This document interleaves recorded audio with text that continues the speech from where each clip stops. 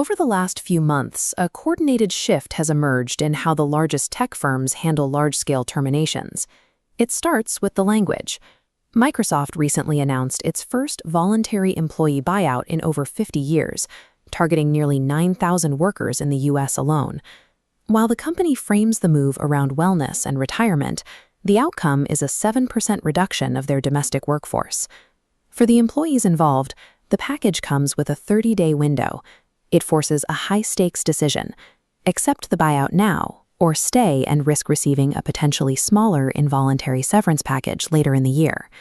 These rebranding efforts serve a specific purpose.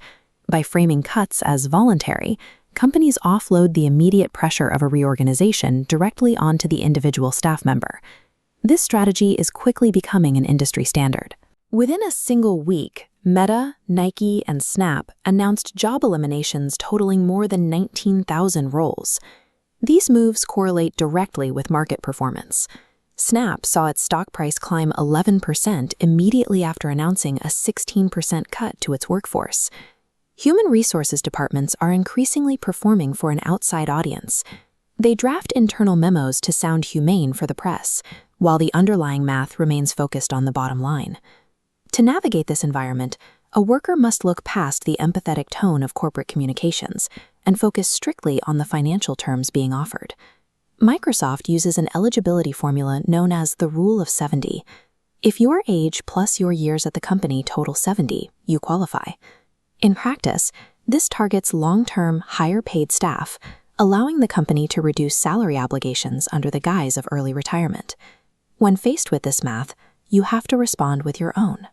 This means asking HR to provide the specific numbers for an involuntary severance in writing so you can make a direct comparison. Tenure no longer provides an inherent shield. Security now comes from understanding the company's financial leverage and countering it with your own data-backed negotiation. The capital being siphoned out of these legacy departments is already being reallocated. It is moving toward the rapid integration of artificial intelligence. Since ChatGPT's launch, job seeker interest in AI roles has seen an 11-fold increase. This exponential curve dwarfs traditional software roles. Yet, while searches are up, they represent a tiny market fraction. This creates a massive gap where employer demand significantly exceeds qualified candidates. While the industry giants contract, venture-backed firms like Anthropic and Solace Health are aggressively absorbing senior engineering and clinical talent to meet this demand.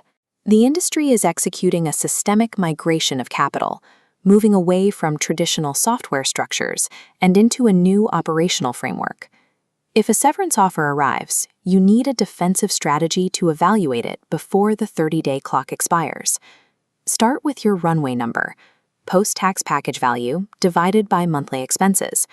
Under 6 months is a panic zone. 12 or more gives leverage. Add variables that extend this timeline, like accelerated stock, healthcare, and vacation pay, to expand your search window. Determining the precise financial runway provides the clarity needed to step out of market panic and begin a controlled negotiation. Navigating this shift requires moving away from unorganized job hunting and into a structured system. This locks into place the logic behind Offboard OS.